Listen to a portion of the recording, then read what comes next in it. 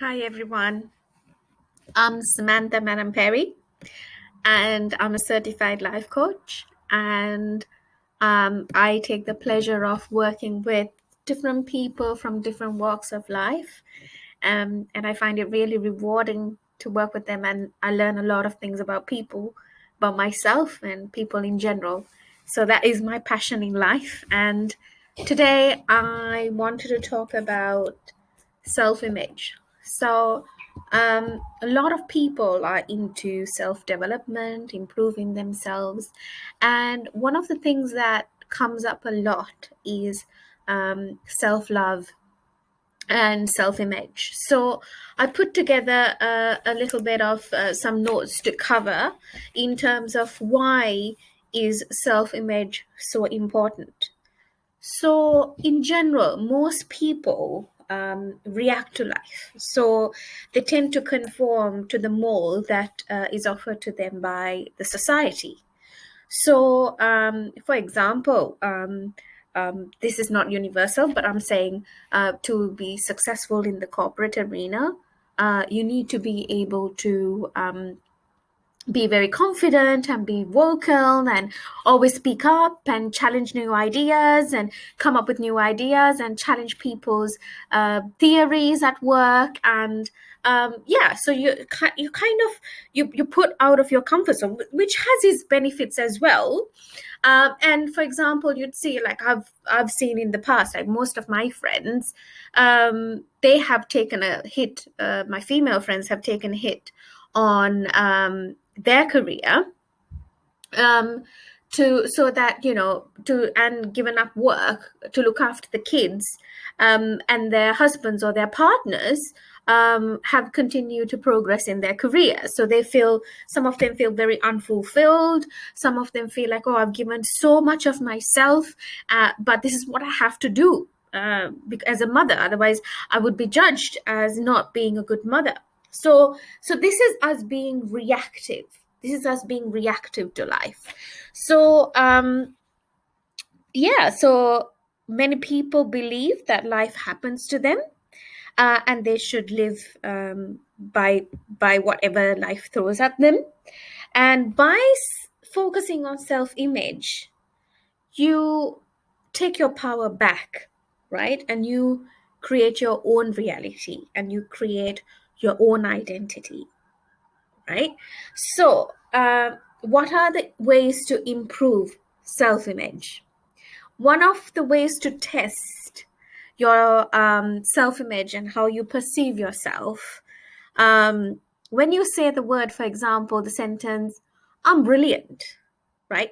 How does that make you feel? Are you like, hell no? Or are you like, yeah, yeah, I'm brilliant, right? Or does a sentence like I'm not good enough resonate with you more? Do you feel more comfortable about it? Or I'm lovable, I'm beautiful, I'm adorable, right? Things like that. Just say those words out loud and see how it feels, because you have to go inwards, right? To update or to get an idea as to where you are at in your self-image. Right. So this is one way to figure out where you're at and how much work you need to do to improve your self image. Right. So, the first way of improving self image is positive self talk. So, I've had friends, actually, one particular friend. She has two kids. She's a good mom. She tries her best in life, and she tries her best to be the best wife, the best mom she can be. And she fascinates me, right?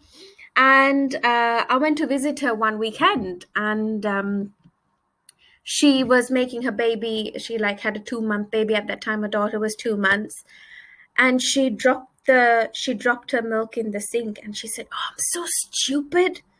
She was saying, "I was so stupid. Oh, I can't do anything right." And when I heard that, it crushed my heart. It crushed my heart that she was putting herself down for something like that. Yeah, so what? Yeah, I know it's inconvenient. You have to make the milk again.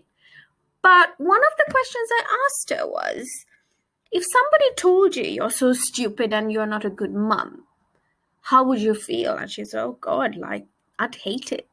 gosh, I'll defend myself. I'll be like, no, how dare you? So I said, okay, so if it's bad for somebody else to say it to you, why is it okay for you to say that to yourself? Isn't that self-abuse? Right? Because there's unconsciously, we tend to be very hard on ourselves, right? And the most powerful and long-lasting relationship we'll ever have is a relationship we have with us. So it's important to be aware of how we parent ourselves, how we encourage ourselves, how we talk to ourselves. Some days, if, for example, if I eat a cake, I used to beat myself up. I said, oh, you don't have any self-control, no willpower whatsoever. And now I forgive myself. And I'm like, okay, you were really good yesterday. Well, today you slipped. I forgive you. And why don't we try different ways of making that better? Why don't we try eating more fruit, and try to change a routine better rather than beat ourselves up for the smallest thing that we do wrong? So positive self-talk is one of the ways that you can improve your self-image. And also, along the lines, when you get used to doing it, when you're more aware about your own thoughts and the language you use to speak to yourself, the more you actually look for validation from yourself. You don't need to go on Facebook and upload a picture of yourself and check how many likes you've got or how many comments you've got as to how beautiful you were. You will not care about what other people think, because you encourage yourself. You bring that, you fill yourself up, right? So that's the first one, right? Then the second one is celebrating your achievements when you feel like it. Right. Have you ever taken the time to take a step back and think, actually, I have a big heart. I'm very generous. I'm very helpful to people. And I rarely give myself credit for it. I show up to work every day, right? I cook for the kids every day. I'm a good mom. Yes, I slip up at times, but I'm a good mom. I show up for work. I do the best I can. Right? Some of you may have like gotten promotions in life, or that you might have bought your own property when you're 21, 22, 30, 40. Who cares? It's an achievement. So celebrate your achievements, because that is a time where you acknowledge yourself for everything that you've achieved. Also, write out things that you like about yourself, that you love about yourself. It could be physically. You may like your eyes, you may like your lips, your teeth. Even as a friend, you might be a very considerate friend to somebody, right? Or you could be someone who is a spiritual healer. You probably naturally heal people that are around you because of your positivity, because of your kindness, and because you're interesting people genuinely. So there are lots of things. If you can come up with 40, 50 things, I know it's going to be hard, but when you get into the momentum, it forces you to go inwards and actually just tell yourself, thank you for being an amazing human being. Just even if you say that, you've done the job. You're on a path of self-discovery, right? Okay, the other thing is slowing down. So I'm sure some of you may have heard of masculine energy, feminine energy. And when you slow down, so what masculine energy is pretty much being in your head, right?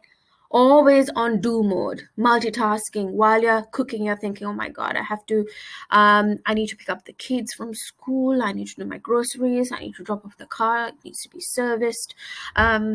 Oh my God, that TV program that I like is on. So you're like, yeah, a lot going on in your head, right? And your inner guidance is in your heart. And when you slow down and when you take a couple of deep breaths, you will hear that inner guidance within you.